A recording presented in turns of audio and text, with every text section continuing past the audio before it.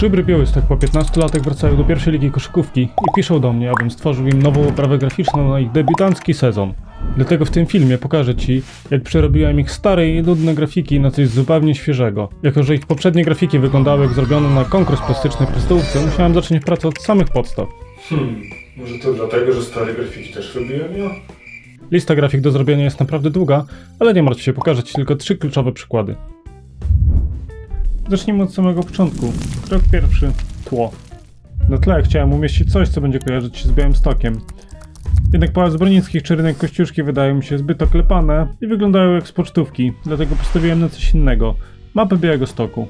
Aktualnie wygląda trochę jak z Google Maps, dlatego potrzebuję trochę poprawek. Dodajemy trochę efektów i od razu zaczyna wyglądać to inaczej. Dla kontrastu dodam kawałek rogów z logo żubrów. To będzie odpowiednie miejsce na sponsorów. Mimo wszystko dalej jest tutaj trochę pusto, więc czas na krok drugi. Napisy. Zaczniemy od głównego napisu na samej górze. W tym przypadku będzie to Game Day. Nad napisem wlatuje logo ligi oraz taki mały smaczek dla spostrzegawczych. Dajcie znać, czy zauważyliście te koordynaty i dokąd prowadzą. Teraz pora tak naprawdę na najważniejszą część, czyli panele drużyn. Dodajemy loga, datę oraz godzinę. Potrzebna nam jeszcze kolejka oraz odpowiednio bilanse drużyn. Wypadałoby dodać jeszcze halę, na której grają oraz wszystko wyrównać. W tym momencie mamy gotowy prawie cały układ, ale dalej brakuje tutaj trochę życia i koszykówki, dlatego pora na krok trzeci – zdjęcia. Potrzebny nam jest jakiś zawodnik żubrów.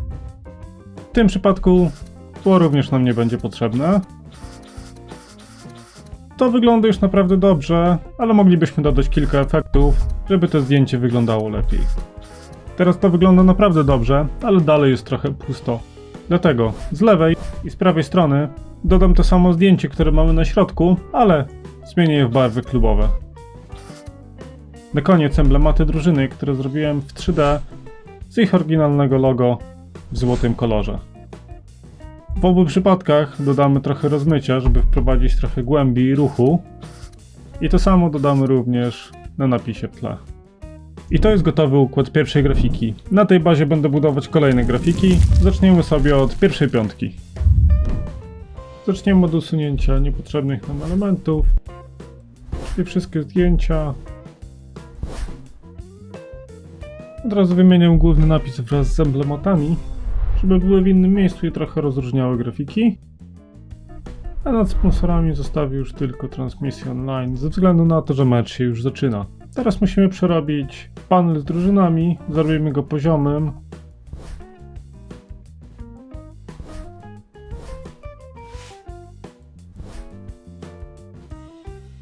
Kopiujemy aktualną godzinę i datę, dajemy ją na drugą stronę i wypełniamy brakującymi danymi.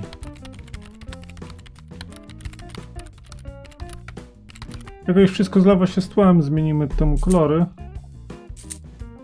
oraz dostosujemy długość tła.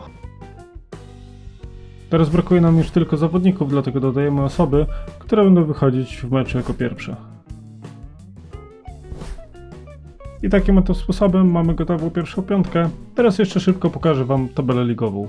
Zacznę tutaj już od gotowego tła i dam Wam tylko brakującą tabelę. Rozdzielone pole na spadek, utrzymanie oraz walkę o playoff. Szczebelko informacyjne z danymi i na tak przygotowanej tabeli możemy dodawać drużyny.